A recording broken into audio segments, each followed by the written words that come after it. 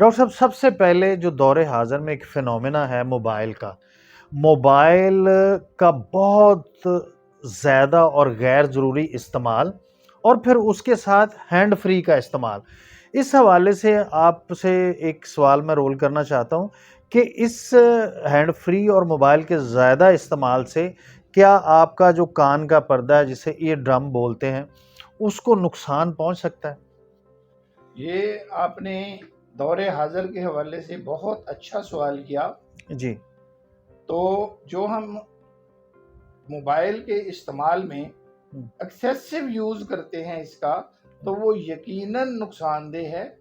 प्रेफ़रेबली हुँ, हमारे उन बच्चों के लिए जो यूथ एज में और बहुत छोटी एज में हैं, तो उनकी आँखें और कान 2 तरह से मुतासर होते हैं। जी। एक तो मोबाइल की जो ऑडिबिलिटी साउंड है, उसके एक्सेसिव डेसिबल्स जो हैं, वो कान के डायरेक्ट पर्दे को इफ़ेक्ट करते हैं, जिससे सेंसरी न्यूरल डेफनेस और वर्टाइगो यानी चक्कर आना और कानों में शाएँ-शाएँ करना जी, जी। यानी टिनाइटस का जो बीमारियां हैं वो डेवलप कर जाती हैं। जी। तो मैं ख़ास तौर पे अपने बच्चों को जो स्कूल गोइंग एज तक हों और फिर यूथ वाले भी हों, तो वो बिला मकसद बगैर किसी बगैर किसी ज़रूरत के जी। मोबाइल का इस्तेमाल ना करें, जी। या जितना कम से कम करेंगे हुँ। उतना ही वो आँखों और कानों के लिहाज से लंबी ज़िंदगी पाएँगे। ज़बरदस्त! सर, बहुत खूबसूरत आपने मुकम्मल और जामिया जवाब दिया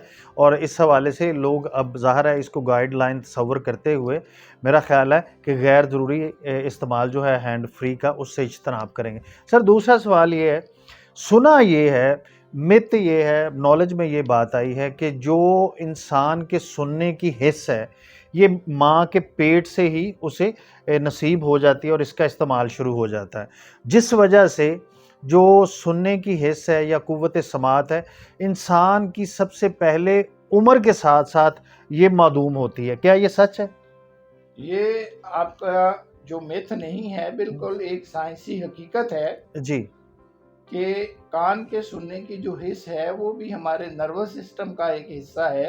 हुँ। और नर्व सेल्स के मतलब ये कहा जाता है कि उम्र के साथ साथ जो नर्व सेल्स जो हैं वो डैमेज होते जाते हैं या डेड होते जाते हैं, दोबारा वो जी। रिप्लेस नहीं हो पाते। जी। तो इस लिहाज से जैसे जैसे उम्र गुजरती है, वो कान की कुव्वत समात नेचुरली भी कम होती जाती है। लेकिन अगर उसका मिस यूज़ किया जाए तो वो जो हमें नुकसान पहुंचता है जी। वो तेज़ी से पहुंचता है। और फिर वो जो हमने लंबी उम्र कुव्वत समात के लिए पानी होती है जी। वो कम होके, तो मे बी कंपैरेटिवली अगर आप प्रोपोर्शन वाइज देखें तो बहुत कम हो जाती है। ये रीज़न हो सकती जी। है, ज़बरदस्त जी। अच्छा सर, दूसरा ये कि एक और बताई जाती है बात हमें कि अगर आप खाना खाने के फ़ौरन बाद सो जाएँ, तब भी आपकी कुव्वत समात मुतासर होती है। इसमें कितनी सच्चाई है? ये कोई बहुत बड़ी साइंसी हकीकत तो नहीं है, हुँ। लेकिन जो सेहत के असूल बताए गए हैं, जी। उनमें बेहतर यही है कि जब आप शाम का खाना खाएँ, तो फ़ौरन सोने से जाने से पहले जी। अपनी करीबी मस्जिद में नमाज़ इशा के लिए कुछ कदम जाएँ, फिर वहाँ से वापस आएँ जी। और हो सके तो हल्की-फुल्की घर के पास-पास या अपने घर के लॉन में वॉक कर लें। एकदम से खाना खाने के बाद सो जाना किसी लिहाज से, कान तो एक अलग चीज़, किसी लिहाज से भी मुफ़ीद नहीं। सेहत के नुक्ता नज़र से भी जी, ये बात ठीक नहीं है। मुफ़ीद नहीं। अच्छा सर, इसमें थोड़ा-सा मुझे गाइड कर दीजिए कि इस वक़्त बहुत सारे जो बुज़ुर्ग हैं हमारे मुआशरे में, जो उम्र-रसीदा लोग हैं, वो कुव्वत समात से महरूम हो जाते हैं या उनकी कुव्वत समात कम हो जाती है। उसके हवाले से जब वो कोशिश करते हैं कि वो इस नेमत को दोबारा से हासिल कर सकें, तो उन्हें रिकमेंड किया जाता है कुव्वत समात का आला, और तकरीबन जगह-जगह लिखा हुआ है कि समात का आला लगवाएँ। इस हवाले से ज़रा हमारे दोस्तों को, हमारे नाज़रीन को गाइड कर दीजिए। तो अच्छा सवाल है। जवेद साहब, मैं थोड़ा-सा इस पे वक़्त चाहूँगा जी, ताकि जी। मैं इसको थोड़ा अच्छे तरीके से एक्सप्लेन करूँ, जी। ताकि जो अवाम-उन-नास और हमारे जो बुज़ुर्ग हैं वो इससे मैक्सिमम फ़ायदा हासिल कर सकें। जी। तो जिस चीज़ का नाम डेफ़नेस है, जी। बहरापन, जी, जी। ये बुनियादी तौर पे 2 तरह की डेफ़नेस होती है। जी, एक तो वो होती है जिसको हम कहते हैं कंडक्टिव डेफनेस। जी, ये कंडक्टिव डेफनेस जब साउंड वेव्स के पर्दे तक पहुंचने या पर्दे से आगे दिमाग तक पहुंचने जी, तक दरमियान में अगर कोई रुकावट आ जाए, जी, जैसे कोई फॉरेन बॉडी आ जाए या उसमें कोई वैक्स जमा हो जाए, जी, तो उससे समाज कम हो जाती है और वो उम्र के किसी भी हिस्से में हो सकती है। जी, तो दूसरी टाइप वो है जिसको कहते हैं सेंसरी न्यूरल डेफनेस। जी, तो इसमें साउंड वेव्स जो हैं वो साउंड वेव्स तो अपनी मुनासिब जगह पे पहुंचती हैं, जी, लेकिन सेंसरी न्यूरॉन्स कम हो जाने की वजह से जी, वो जो वेव्स हैं वो सही तरीके से साउंड वेव्स से इलेक्ट्रिकल वेव्स में कन्वर्ट नहीं हो पाते, जी, और फिर उनकी जो डेफिशिएंसी है उस पे जो ब्रेन का सेंटर है समाज का, जी, वो सही उनका तर्जुमा नहीं कर पाता। जी, तो ये जो उम्र की वजह से डेफिशिएंसी हो जाती है इसको कहते हैं सेंसरी न्यूरल डेफनेस। जी, तो इसमें एक तीसरी किस्म भी साइंसदानों ने ढूंढी है, जी, वो ये है कि मिक्स्ड वैरायटी। जी, मिक्स्ड वैरायटी ये है कि एक बुजुर्ग है, फर्ज करें वो 70 साल का हो गया, तो नॉर्मली न्यूरॉन्स कम होने की वजह से उसको सेंसरी न्यूरल डेफनेस हो गई जी, और साथ ही साथ उसके कान में ढेर सारी मैल जमा हो गई। जी, तो ये दोनों टाइप के conductive as well as sensory neural deafness develop कर जाती है। जी, तो इसके लिए जो सबसे बेहतरीन तरीका है इसको दूर करने के लिए हमें सबसे पहले तो अच्छे कान नाक गले के स्पेशलिस्ट को अपना मुआयना करवाना चाहिए। जी, और दूसरी सूरत ये है कि अगर वाकई ही जैसे आपने सवाल किया कि बुजुर्गों की सेंसरी न्यूरल डेफनेस है, जी, तो तो फिर उसके लिए आपको एक टेस्ट करवाना पड़ेगा, ऑडियोमेट्री टेस्ट। जी, जो ये ऑडियोमेट्री टेस्ट जो है वो कुव्वत समात के लेवल को नापता है जी, और हमें ये गाइड करता है कि क्या ये जो समात में कमी आई है वो कंडक्टिव टाइप है, मिक्स्ड है या सेंसरी न्यूरल डेफनेस है। जी, और फिर उसके लिए अब तो बकायदा ऑडियोमीटर स्पेशलिस्ट और स्पीच थेरापिस्ट वाले लोग भी आ गए हैं, माइक्रो ईएनटी की माइक्रो स्पेशलिटीज भी आ गई हैं। जी, तो वो टेस्ट करवाने के बाद इसमें बेहतर होगा कि आप आले का तयन बेहतर ऑप्टोमिस्ट से करवाएं, जी, और इसके बावजूद भी बंदे को अपनी पसंद से खुद ही खरीद के आला नहीं लगाना चाहिए। जी, बेशक सस्ता भी आप आला इस्तेमाल करें, लेकिन वो कान नाक गले के माहिर स्पेशलिस्ट के मशवरे से और मुनासिब टेस्ट के बाद आपको लगाना चाहिए। और उसमें बहुत कीमती लगवाने की भी ज़रूरत नहीं होती। जी, अगर मुआफ़क आ जाता है तो सस्ता भी आ जाएगा और मरीज़ की जो कुव्वत समात है वो बहुत बेहतर हो जाएगी। ज़बरदस्त, और जी, इसमें एक छोटी सी चीज़ मैं ऐड करता चलूँ जी, कि अगर उसको डेफी समात की कमी के साथ साथ जी, टिनाइटस यानी कानों में आवाज़ों का आना भी शामिल है, जी, जी, तो फिर माहिर डॉक्टर जो है जी, वो पहले टिनाइटस का ट्रीटमेंट भी कर लेगा, जी, और अगर नहीं करेगा तो जो आला समात का एम्पलीफायर है वो उन गैर ज़रूरी आवाज़ों को भी ज़्यादा तेज़ कर देगा, अच्छा, जिसका नतीजा ये निकलेगा कि जो मरीज़ है वो उस आला समात को कबूल नहीं कर पाएगा जी, और उसमें जो अजाफी आवाज़ें आएंगी बहुत तेज़ हाई डेसिबल में, वो सुन के वो सही गुफ्तगू वाली बातें जो हैं वो ना तो अप्रिशिएट कर सकेगा बल्कि आले से वो उकता जाएगा। ज़बरदस्त जी, ये आपके लिए बिल्कुल मुकम्मल गाइडलाइन है। अगर आपके घर में कोई बुज़ुर्ग मौजूद हैं और उन्हें क़ुव्वत समात के लिए किसी आले की ज़रूरत है, this is the proper guideline from ENT specialist. Sir, इसमें आपने एक ज़िक्र किया कान के अंदर मैल के हवाले से। सर, जैसे हम दांतों की स्केलिंग करवाते हैं और बहुत सारे जो हमारे जिस्मानी अज़ा हैं उनकी सफाई के हवाले से हम डॉक्टर से कंडक्ट करते हैं, तो सर ये जो नाक, कान, गला है, ख़ास तौर पे मैं बोलूँगा कि कान की सफाई के लिए, इसके लिए हमें कोई सालाना या शशमाही कोई रिकमेंडेशन देंगे और तरीक़ाकार क्या होगा? इसके हवाले से बड़ी क्लियर कट गाइडलाइन है कि कोई इसमें वक्त का तयन नहीं है।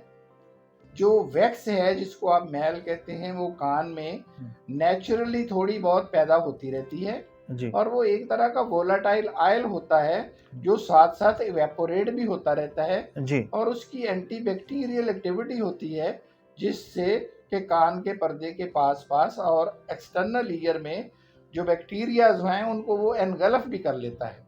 तो इस लिहाज से मुनासिब मिकदार में वैक्स का पैदा होना एक नेचुरल अमल है।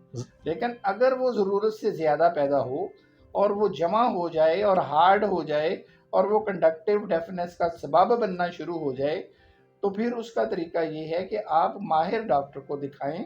वो आपके लिए एक ऐसी दवाई तजवीज़ करेगा जो उस मैल को चंद दिन दवाई डालने से सॉफ्ट और नरम कर देगा।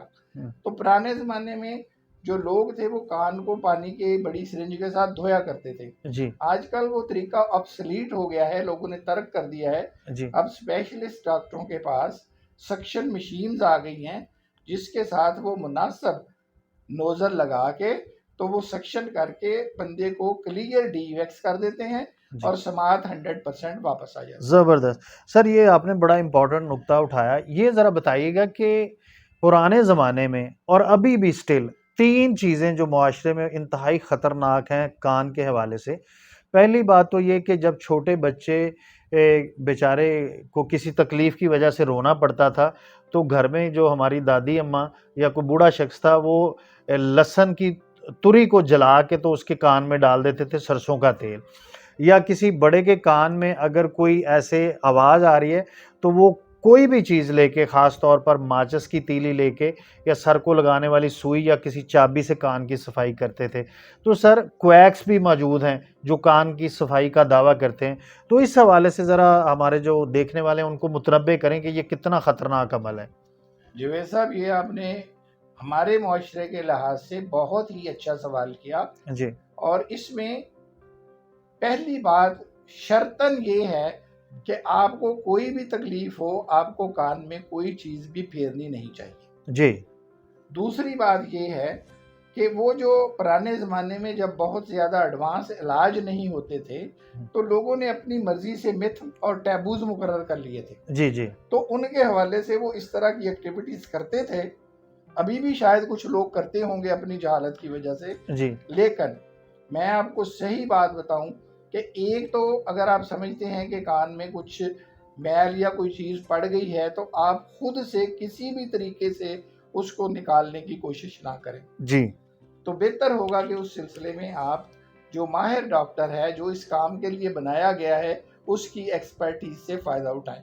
जी, हो सकता है वो फॉरेन बॉडी की तरह आपको बिल्कुल आसानी से निकाल दे, जी, या वो अपनी महारत से आपको थिएटर में ले जाके या आउटडोर क्लिनिक पे बिठा के बड़े आराम से वो क्लियर कर दे। जी, तो जहाँ तक बात है उन लोगों का जो कान साफ किया करते थे खुरचनी लेके, जी, तो वो कोई अच्छी प्रैक्टिस नहीं है। जी, कि काफ़ी ज़्यादा मरीज उस तरह के हमारे पास आते हैं हुँ, जो उनसे इलाज तो ले लेते हैं, हुँ, हो सकता है वो मैल भी निकाल देते हों, जी, लेकिन उसकी उस अमल से जो इंजरी हो जाती है पर्दे के साथ, जी, ईयर ड्रम के साथ जी, या उसके आसपास, तो फिर वहाँ जो बैक्टीरिया पहले से मौजूद होते हैं जी, वो हमला करके उसको बैरूनी कान की या दरमियानी कान की इन्फेक्शन कर देते हैं। जी, और उससे ईयर ड्रम के पंक्चर होने का और ड्रम में सुराख होने का अंदेशा भी होता है, जी, जो कि बाद में कान की समात को काफ़ी हद तक मुतासर करता है।